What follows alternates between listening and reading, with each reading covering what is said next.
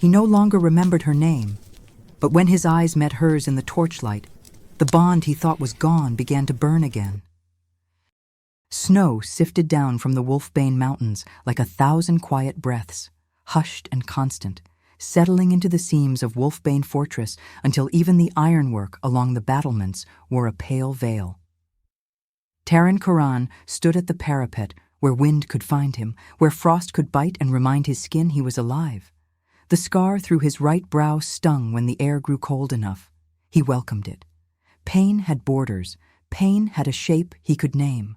Memory did not. Beneath him, the fortress roofs rose like steps cut into winter itself, slate dark and rimmed in rime. Lanterns glowed along the inner ward, a line of warm fruit hung on a bare branch, making pathways of light between the kitchens, the armory, the infirmary. The wind carried the scents of tallow and wet wool, wood smoke and steel oil, and something else that struck him low in the chest without warning. A note like warmed honey over cedar smoke, faint as if it had been left in a room hours ago and only now reached him. His wolf pressed forward under his skin, the urge to shift a slow roll through his muscles. He closed his eyes, drew in air, and the scent was gone. "Alpha," called a voice from behind him, careful on the stone. "The watch changes." He turned to Bran Voren, his second, something he remembered only because the keep steward had said the name every time the broad-shouldered man entered a room, as if laying a label over a faded map. Bran's eyes were steady, his posture open, but Taren saw the flicker that came from facing someone you used to know who had set down your shared language and forgotten where it lay. "I'll walk the inner hall," Taren said. Bran nodded. "Healer Isra left a draft for the headaches. I put it by your hearth." "Thank you." He knew this much, that he was Alpha of Wolfbane, that his body remembered motion before his mind did, how to set his weight, where to hold his shoulders, the clean geometry of command. He knew the fortress by touch if not by name, the precise wobble in the third stair to the west tower, the hidden chill that lived under the arch of the north passage. He knew the people by their eyes, who feared, who loved, who expected, and by an ache he could not name, an ache that sharpened when the wind shifted and that scent tugged again, tugged like a half-heard song. He took the inner hall slowly, letting the torchlight lay warm on stone as he passed. The flames made soft orange hearts inside their iron cages, turning the corridor into a long cord of glow and shadow, glow and shadow. The banners that hung from the buttresses were ink blue with the silver sigil of the mountain wolf, edges lifting in the draught that ran like a river through the spine of the keep. He touched the cloth without meaning to, and felt the same pull he had felt on the wall, a memory not of a scene, but of a feeling, a weight across his shoulders that had never felt heavy, a vow spoken with breath steaming between two mouths in the cold. Then the scent came again, cedar and honey, and his wolf rose up so hard his knees almost buckled. He caught the wall. A figure rounded the corridor's bend, head bowed under a basket of rolled linens. She walked in silence, the way one moves in rooms where people hurt, hip against hip with the wall to keep the burden from brushing the flames. He didn't know her. He knew her. Every part of him went still, trying to decide which truth would win. She looked up once, quickly, as if trained not to. Light found her eyes, warm brown, as if the torches had burrowed into them and made a home, and shone along strands of light brown hair that had escaped her scarf to string against her cheek. A small muscle flickered in her jaw and then steadied. She lifted her basket higher and moved to pass him without a word. "Stop," he said, because his body said it for him. "Wait." She did. She shifted the basket to her other hip and turned to face him, not lifting her eyes fully, not dropping them either. Close, her scent was broader, more layered. The cedar deepened to resin, the honey warmed by something like sunlight left on a windowsill. It struck the inside of him with a clean ache, as if his bones had gone hollow and the wind moved through them. "I'm in your way, Alpha," she said, voice low. "What is your name?" The question left him the way a blade leaves its sheath, clean, inevitable. "Lena," she said, the syllables small and neat. His wolf pushed hard at the lie. Not anger, not yet. A bright, insistent awareness. The name caught in his mouth as if it were the wrong key in the right lock. He glanced at her hands braced along the basket's rim, at the thin, pale crescent scar along the knuckle of her ring finger, at the way she guarded her left shoulder with her posture, as if something there began to ache when the weather changed. He didn't know why any of it mattered and could not stop himself from cataloging it. "You work in the infirmary," he said, "and the laundry. A beat, where I'm needed." She would have moved past him then, but the corridor narrowed by a protruding buttress, and they had to turn half toward each other to fit. His arm brushed the wool at her shoulder. The contact was nothing, a winter touch, and yet his body reacted as if his heart had been struck with both hands. Heat flared under his breastbone, sure and sudden. Something inside him reached out like a starving thing and found a single thread in the dark and held. Lena, no, not Lena, his wolf insisted, went very still. Her breath hitched once, small enough to miss if he were not noticing the way he noticed everything about her without consent. A pulse beat hard in her throat. Her gaze rose to meet his in full for the first time, and the world did a quiet, slow thing. It expanded and thinned, and all its sounds moved away from them until there was only the bright intake of her breath and the iron song of his blood.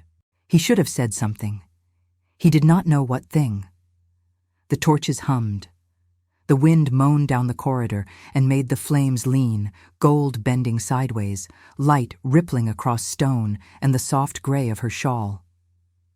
She turned her face away first, as if it cost her, and found the door at her hip with an elbow. The latch lifted with a tired squeal, and she edged through into the laundry passage without once looking back.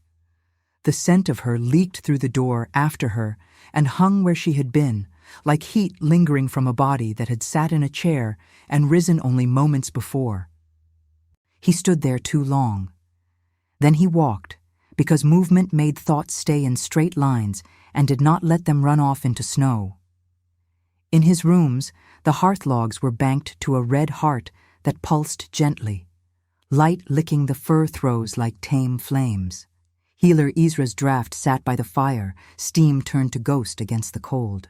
He ignored it, stripped his gloves, pressed the heel of his hand to his brow where the scar tugged and the headache had begun again its slow metal vice. When he closed his eyes, the fortress took him. The shape of it, the stone's chill, the way distant doors breathed open, the way the wind talked around corners. And under it all, not sound, but some other sense, like scent, but not only that, ran toward him and away, leaving the echo of a warmth his mind refused to name. His bed gave when he sat. The leather of the chair at the writing table creaked, as if relieved by his weight. He drew breath until he found the center of his chest. Calm. Calm. He had learned calm as a boy whose father demanded steady hands beside a forge. He had learned calm as a man who walked a field where men bled and would not let his voice tremble because voices could be tied to other men's lives. He did not remember the stories, but his body remembered the lessons. Behind his eyelids, flashes came and went, too fast to catch by the tail. A throat under his mouth tasting like winter fruit. A laugh that hit him in the ribs and made him laugh back. The pound of running beside someone whose stride matched his, so precisely the earth seemed to lay itself down for them both. His fingers curled until his nails stung his palm. He rose and did not drink the draught. He needed the edge. He took the inner stair and followed the path his body chose, down into the keep where stone corridors felt the breath of the earth, where the floor ran colder and the smell of lye thickened. The laundry swam in steam and women's talk, in the quiet rhythm of hands and the hiss of iron on damp cloth. He stood in the doorway, and every tongue stilled. Heads dipped. He caught her scent even over the flat bite of soap and hot metal, the way summer can be smelled 1 month before it arrives. "Alpha," the nearest woman said, bobbing. "Do you need something pressed?" "I'm looking for—" He stopped. He did not know what he was looking for. She was not there. Bread was short of flour, the woman offered helpfully, as if he had come to check the stores. We'll have the table linens late if there's to be a dinner. Send word to the kitchens, he said, surprised to hear how simple command sounded when you let it out of its stable. Use the reserve for tonight. I'll speak with the quartermaster about grain, and if healer Isra has called for any cloth, she has priority. Relief showed on faces like a shadow lifting. He turned to go and almost collided with her at the threshold. The steam curled around her like the skirts of some shy spirit that had followed her up from the vats. The wool of her shawl darkened with damp. A stray strand of hair lay across her cheekbone. She reached without looking and steadied the basket on her hip. When she lifted her eyes, the world did that thin and vast thing again. He could not breathe for one beat of his heart, and then the breath came in a rush that left him light. He moved aside so she could pass. She stepped by, and the edge of her shawl grazed the back of his hand. A flare traveled the nerve like a spark running along a fuse. He turned his hand over as if the sensation might be visible. Light scored over skin, a bright signature. His wolf pressed into the contact as if it could find her through that moment, press itself like heat into her palm. Later, when the fortress had softened toward night, he found healer Isra in the infirmary. The room smelled of comfrey and boiled linen, balm and sleep. Beds lined the wall, low and plain, blankets folded with the sort of care one uses on someone else's pain. Snow looked blue through the narrow window slits. Candles guttered in their bowls. Isra's hair was a gray-braided crown. She turned her face to him with the calm of a person who had spent half her life telling men the truth in ways they would manage to hear. "You're walking at night," she said, and set down the bundle of herbs she'd been tying. "I dream more when I stay in one room." "What comes?" "Not pictures," he said slowly. "Or not ones that stay." He searched the room for something that could be turned into a word. "A warmth, as if I left my hand in the sun on a winter day. When I wake, my chest aches, as if I called someone across a great distance and used my ribs to do it." Isra's eyes softened, then gentled further, like arms opening around a child who did not know he needed them. Sometimes the mind forgets what the body refuses to let go. Will forcing it break it? Her gaze did not flicker. Sometimes pulling on a knot tightens it. He said nothing. Snow clicked against the window slit. A breath of draft made the nearest candle gutter and lean, bringing a little wax down its side like a tear. "There is someone walking the halls," he said roughly. "A woman who smells like winter kept sweet. When she is near, my wolf rises, and I cannot command him by habit. I do not know whether this is good or dangerous." "The wolf knows what is his," Isra said. "He will not forget even if you do." "Then I am cruel to her." "Cruel? If she is mine, and I look at her like a stranger." Isra's mouth tilted, not quite a smile. "Sometimes kindness is a slow step. Sometimes it is staying when every part of you wants to run." He left with the draft, finally unstoppered it in the corridor where torches cast the stone in a winter dusk, and drank. Bitterness traveled his tongue and throat, and then a spreading warmth made its small argument with the ache in his head. He put a palm against the wall and felt the fortress breathing under his skin, the steady in and out of stone that had cut itself against wind for 100 years. On his way back to his rooms, he took a passage he did not remember standing in, a short hall where no torches burned, and the moon came in thin and fine through an arrow slit. The light laid a stripe of silver on the floor. She stood in it, shawl unpinned, and down around her elbows, as if she'd paused to rub the ache from her shoulder. In the moon stripe, the delicate scar there shone like a softened crescent, no wound of battle, but the slender, beautiful mark of something claimed and holy. His breath stopped because some word inside him knocked so hard to be freed, it hurt. "Mate," his wolf said, and the word flared like heat thrown on snow. She turned, eyes wide, and clutched the shawl up over her shoulder with a movement that was instinct and protection both. He could not make his feet go forward or back. He had to hold the whole moment still and let it speak to him in a language his mind might remember. "I'm sorry," she whispered, as if she had broken something. "I didn't hear you." "What is your name?" he asked again, because the wrong key feeling would not leave his mouth until the right key slid cleanly in. Her lips parted. He saw the answer gather behind her teeth, saw it struggle with something fierce and bright, something that loved him enough to step into fire if fire were what he required to heal. She pulled her shawl closer and drew herself small the way people do when they are strong but must weather another storm. "Lena," she said again, and the lie bent something in her eyes. His hand lifted, not to touch, only to ask the air between them to go a little easier on both of them. The wind scratched at the arrow slit. The moon moved its stripe along the floor by the length of a breath. Her scent filled the passage. Honey warmed by hearth, cedar smoked by winter, the answer his bones had been trying to pronounce. "Good night," he said, because there were no words yet that would not break the delicate bridge being built between his body's truth and his mind's emptiness. "Good night," she said, voice steady made of all the unsteady things she refused to show, and stepped past him the way a prayer steps past a threshold, close enough to leave warmth, careful enough to leave him room.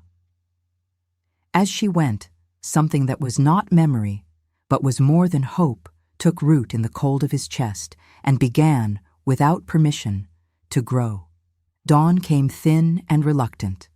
A pale ribbon caught on the jagged teeth of the Wolfbane peaks before it finally unraveled over the fortress.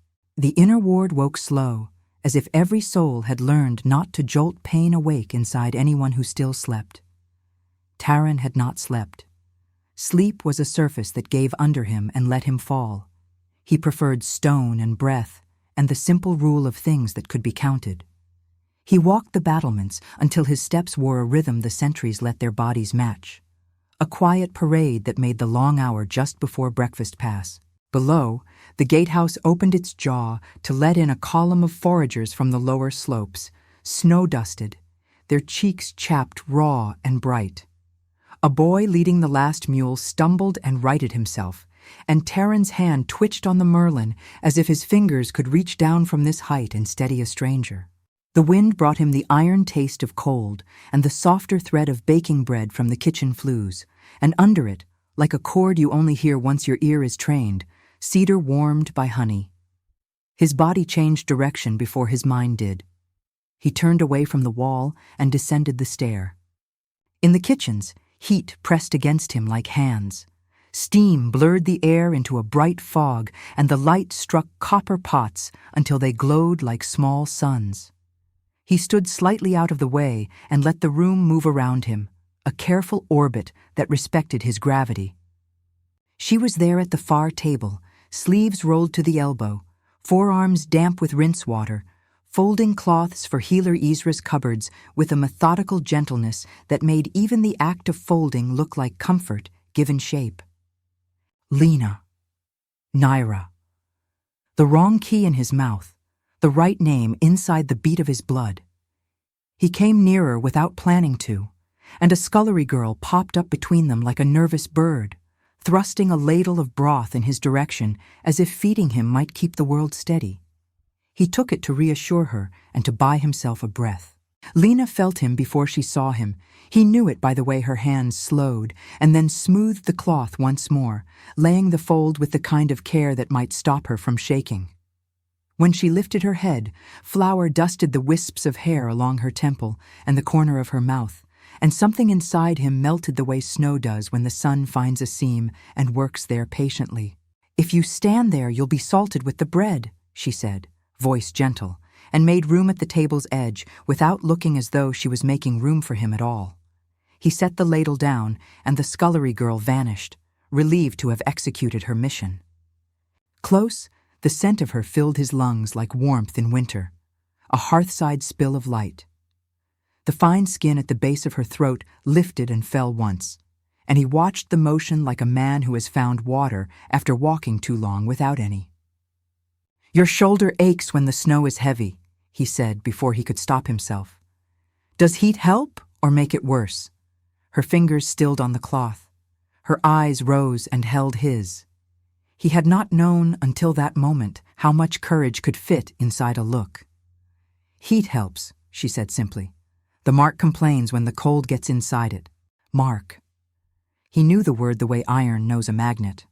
His gaze slid almost against his will to the place under her shawl where last night the moon had painted a crescent. He schooled it back to her face, because looking where the ache was strongest felt like trespass. "Healer Isra has a balm," he said, and heard the roughness in his own voice. "I could—" He stopped. What did he ask? What did he offer? His life had once been a series of solved problems, a clean ledger of action and consequence. This was not a problem. This was a door that opened onto a room that had always been his and which he did not remember entering. "I could send for it. I have some," she said. Then, because the truth pressed at her like a hand on her back and wanted out, "It was a gift." "From whom?" The question came quiet. He could not keep it. She held his gaze and let the truth pass by them like a slow river they both knew the name of and refused to speak. "From someone who has always been kind." The kitchen's noise returned by degrees, the hissing pans, the mutter of spoons in bowls, the crisp tap of knives. The fortress breathed in and out around their small stillness. He wanted to ask her everything and nothing. He wanted to place his palm over the place where her mark lived and feel the way their bodies spoke to each other in a language older than any vow. He said, "Walk with me when the midday bells toll," because he had learned that sometimes the only way to keep from breaking something delicate is to carry it forward carefully and not hold it too tight. She looked down at the last cloth in her hands and laid it neatly with its sisters. When she lifted her eyes again, they were steadier, as if she had made a decision and placed it somewhere safe inside herself. "All right," she said. "The north cloister is quiet at noon." The hours until noon found ways to stretch. He warmed his men by walking the practice ground with Bran, watching the younger wolves run drills in the ankle-deep snow until steam rose off their shoulders like smoke. His body remembered the forms his mouth could not name, where to plant a foot to pivot, how to slip a hold, how to go soft and then sudden with hands that could be gentle an hour later, tying a child's boot. His scar tugged when he laughed at a recruit's overeager lunge and clapped the boy's shoulder in approval when he took the correction like a man pleased to learn. Bran watched him without watching him.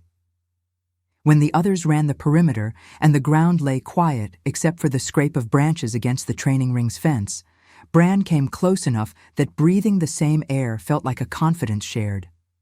"You walk easier today," Bran said, keeping his eyes on the far ridge, where a hawk hung on the wind. "I remembered where to put my left foot when someone goes high to my right," Taren said. It felt like telling someone he had remembered a lullaby he could hum, but not sing. "Good," Bran said. Then, after a breath, "The northern border has been quiet since the battle, but quiet is not the same as empty. I'll take a watch to the pine cut this evening." "I'll come," Taren said. His wolf lifted at the promise of snow under paws, of wind in the teeth, of simple work that used the body up until sleep could not help but find it. Bran did not argue. His mouth softened in what might have been relief. The bells tolled noon, a sweet hollow sound like voices calling each other from tower to tower. The cloister lay along the keep's northern side, a walk of arches open to the inner yard, where a winter garden slept under a skin of snow. The air there had a different quiet, made by stone listening to itself. He found her already there, hands tucked inside her shawl, breath a pale cloud in the shadowed light. When she turned toward him, the small movement felt like dawn deciding to come after all. "They keep rosemary in that pot," she said, nodding toward a clay jar half buried to keep its roots from freezing. "Healer Isra says even in winter it wants to live." "What do you say?" She smiled, and it hit him in the chest so directly he had to steady himself on the column beside him. I say it smells like kitchens at midwinter, and like summers so hot the sap runs. He had 100 things to ask, and none of them polite. He asked instead, "Will you tell me a story I have forgotten?"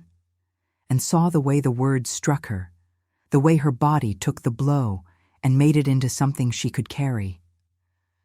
"There was a winter," she said after a breath, and her voice took on a cadence you use when speaking to someone who might not remember the steps, but can still feel the beat, when the snow came early and did not intend to leave. The wolves of the lower slopes came hungry to the borders. An alpha, whose name I am not allowed to say, walked out into the white and waited. He did not bare teeth. He did not lift his hackles. He said, "We leave meat on the ridge when we can. There is more in spring when the deer drop their young. If you come quiet and do not take our lambs, we will open the outbuildings to you when the cold tries to kill you." And the wolves, who are not men but who are not without memory, lay down in the snow and listened. And then they went away quiet, and in spring there were more deer than there had been the year before. The shepherds of the lower slopes told that story in the inns between cups, as if it were a wine that warmed twice. He did not know the story, but his bones recognized the shape of the man inside it. He leaned his head against the cold stone, the roughness familiar, and let her voice move through him as if it were water soothing a burn. "Was that Alpha kind?" he asked. "Kind and fierce are not enemies," she said. "He was both. Why are you not allowed to say his name?" Her gaze flicked to his mouth, to the scar above his brow, to the place where the half-remembered stories lived under his skin. "Because names try to wake sleeping things," she said softly. "And some sleeps are for healing." "Who told you that?" "Healer Isra," she said. Then, unable not to tell the truth even when she tried to skirt it, "And I told it to myself." Snow hissed faintly along the outer wall, a whisper of fine grains blown like sand. Somewhere a door shut. The world outside their arch hung in a white pause. He lifted his hand to the air between them and stopped it there, palm open, asking. She looked at it as if it were something precious placed on a table and offered to her with both hands. She set her palm against his. Heat met heat with a jolt so clean he felt it in the roots of his teeth. The world sharpened until he could count the threads in her shawl without looking. His wolf surged and did not try to take his body from him. It came up under him like a tide and held him buoyed. He did not close his fingers. He held her hand the way you hold a bird that will let you if you do not make it a cage. She turned her palm slightly, and their lines fitted with the intimacy of things made together and then separated by some unkind fate. In the bright quiet, memory did not come as a picture so much as a feeling, running with her along a ridge while snow squeaked under their boots. The sound of her laughter when the wind tried to steal her hat, and he caught it with a clumsy swipe. The taste of rosemary on her mouth because she had pinched a sprig and chewed it while she talked. He made a sound that might have been a laugh and might have been pain. "Tell me another," he said, because if he kept her voice moving through him, he would not drown. "Tell me the story of a mark on a shoulder." Her eyes went dark and soft, like earth when the first thaw reaches it. "Once," she said, "in a summer when the wildflowers thought themselves kings, a pair stood high above the world on stone that felt the sky with its whole body. They were young enough to think the world had been made that morning, and old enough to have earned their joy. The moon rose early because it wanted to see them. They made vows, not the kind that require witnesses, the kind that make the witnesses of the trees and the stars. He put his mouth where her blood runs close to the skin and his teeth there very gently, and when he lifted his head, the mark that had always been there became the mark that always would be. He had not moved, but the column seemed to lean to keep him upright.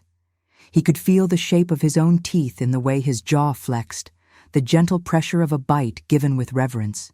He looked at her shoulder as if he might see through wool and winter and find the crescent that had made him still in the moonlight.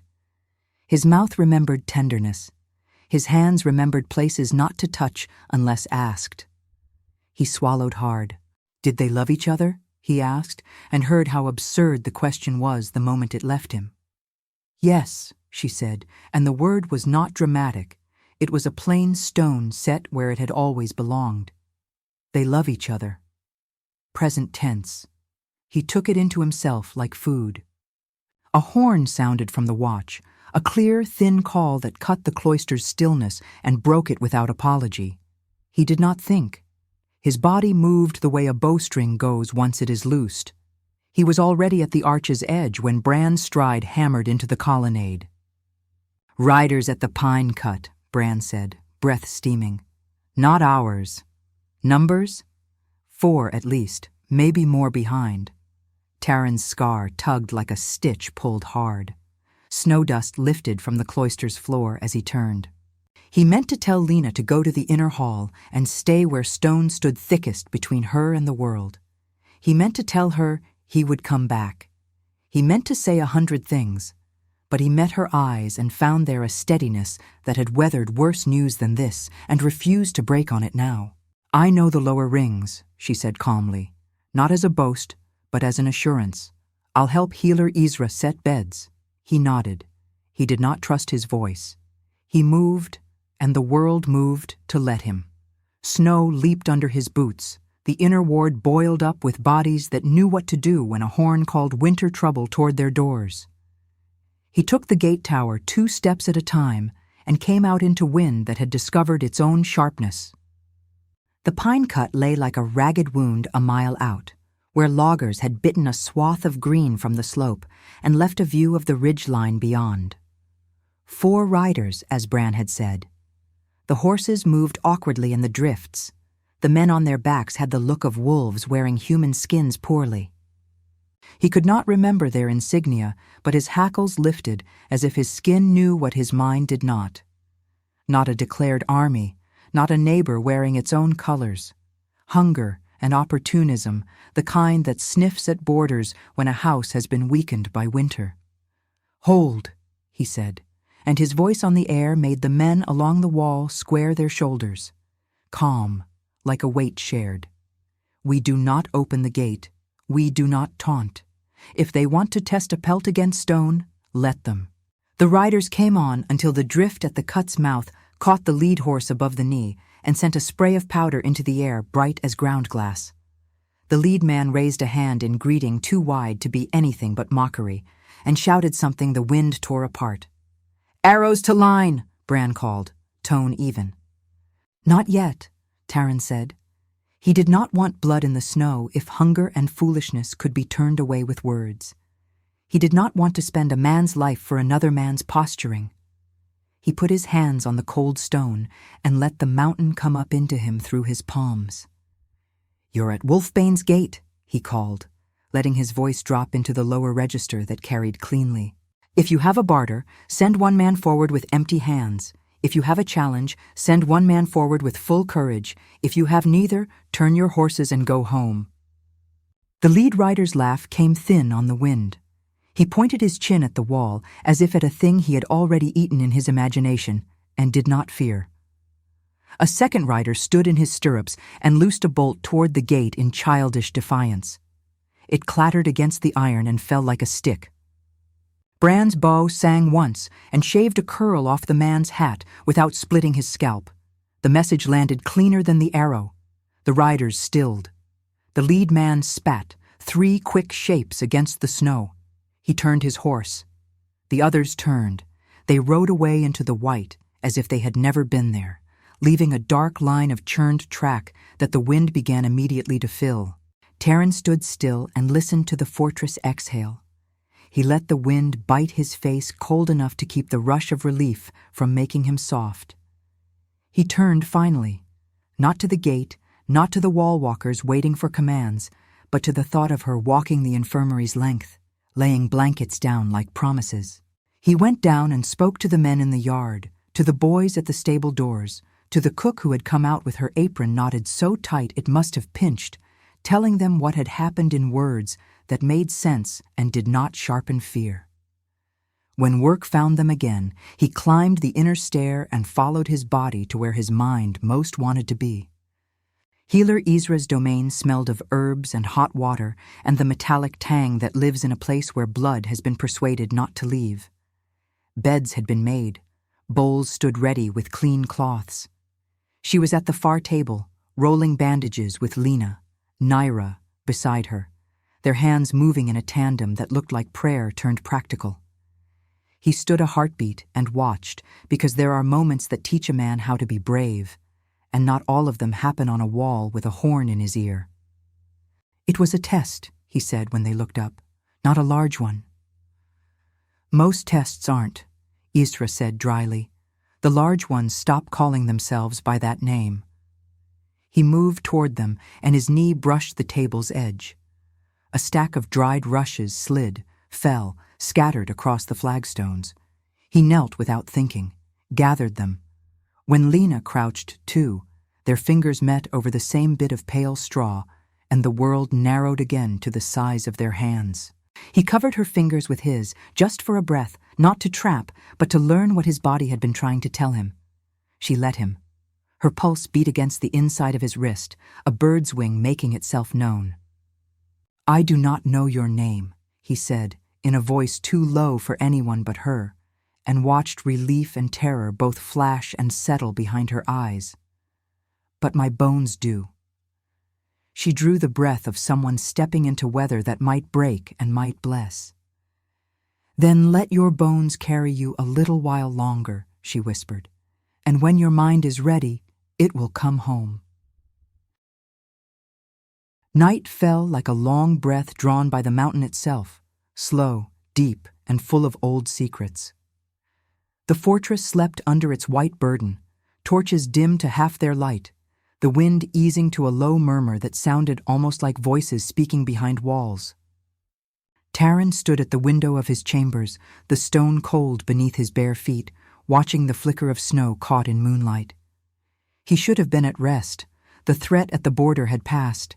His men were safe. The walls held. But peace had never felt so restless.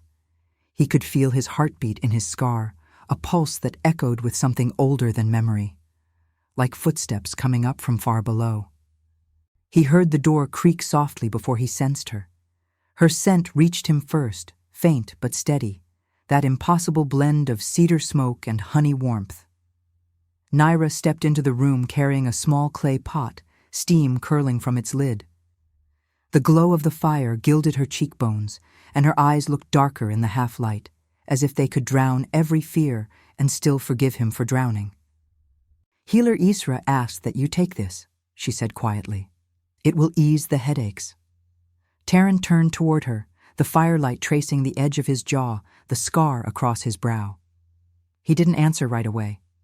He only watched the way she stood, poised but not afraid, hands steady despite the weight she carried, though it was more than a pot of medicine she bore into his room.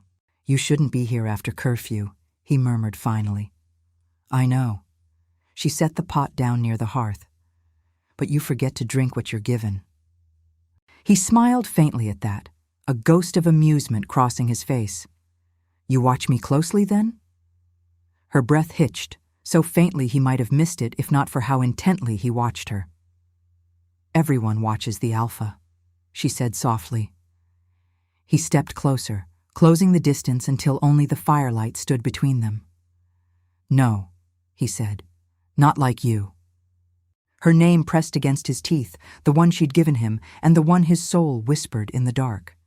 He wanted to say both and neither, because both felt true and both felt like breaking something sacred open. "I've seen you before," he said, voice low. "Not here, not as you are now. Somewhere the air was thick with pine and running water. You laughed. There was blood on my hands, and you—" His breath faltered. "You touched me and said I wasn't lost." Her lips parted, her eyes glistened, but she said nothing. "Was it a dream?" he asked. She shook her head slowly. "No, Alpha, but it's not yet time." She shook her head slowly. "No, Alpha, but it's not yet time." The words slid between them like a blade, sharp and tender at once. He reached for her before he realized he'd moved. His hand hovered beside her cheek, the air trembling between skin and skin. "Tell me what you are to me," he said. "Please." "I can't," she whispered. "Not yet. If I do, you'll remember all at once, and your body still isn't ready. The wolf, he'll come too fast." "I don't care." His voice was raw now, his golden eyes bright as the fire's core. "I walk through every hall searching for something that has your scent. I dream of warmth I've never had, and when I wake, it's you I feel. Tell me why." She took his wrist, her touch trembling despite her control. "Because you already know," she said, "and because I love you too much to let it break you again." The words shattered something in him. He stepped forward, and she didn't retreat. The distance closed like a wound stitching itself shut. His hands found her face, his thumbs brushing tears she hadn't realized she'd let fall.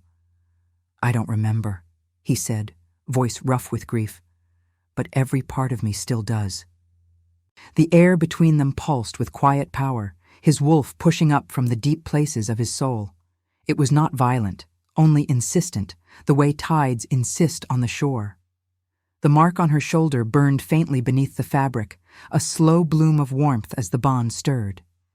"Taren," she breathed, the first time she'd said his name aloud in weeks, and it cut through him like sunrise through fog. His head bent toward hers, as if drawn by that sound alone. When their lips met, it was not wild, but reverent, like two halves of a story finding their missing lines. The bond flared, silver light spilling like breath through both of them, neither bright nor blinding, only pure. Memory struck not as pictures, but sensations. The feel of her fingers against his jaw the first time she'd called him Alpha. The taste of snow when they'd run through the pines as mates newly bound. The sound of her laughter echoing from the ridges. Her cry when he'd fallen in battle. Her whispered plea for him to come back. He broke the kiss, breathing hard, eyes wild with pain and recognition. His hand came to the scar above his brow as though the memories themselves were fire. "Nyra," he said, her true name spilling from him like something he'd carried too long in silence. She closed her eyes as tears slid down her cheeks. "You remember." "Everything." His voice shook. "The battle, the fall, your scream. Gods, Nyra. I left you bleeding in the snow." She gripped his tunic, forcing his eyes back to hers. "You lived. That's all I ever wanted. The rest—" She swallowed, trembling. "The rest can be healed." He drew her against him, forehead to forehead, their breaths mingling. "You should have told me."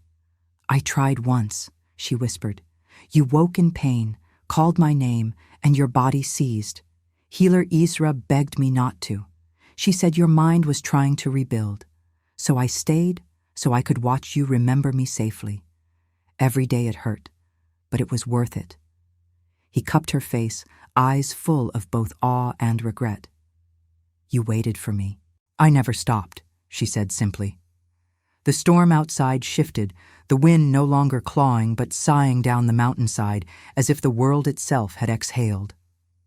He kissed her again, deeper now, his hands sliding to the curve of her back where her heartbeat matched his own. The glow of the mark flared between them, no longer dormant but alive, an ancient promise rekindled under moon and snow. When he pulled back, his voice had softened to something that belonged only to her. "No more hiding, no more forgetting." She nodded, her hand pressed over his heart. "No more." The fire snapped softly beside them, gold and shadow twining like their bodies as he drew her close. Beyond the window, the mountain winds carried their vow up the slopes and through the dark pines, scattering it into the night like embers. Alpha and mate, found again, whole again, their love surviving even the silence of memory. And in the quiet that followed, the fortress slept easier, its stones remembering warmth that had been gone too long. If you like this story, please like, share, and subscribe. It helps this channel grow. Thanks for watching.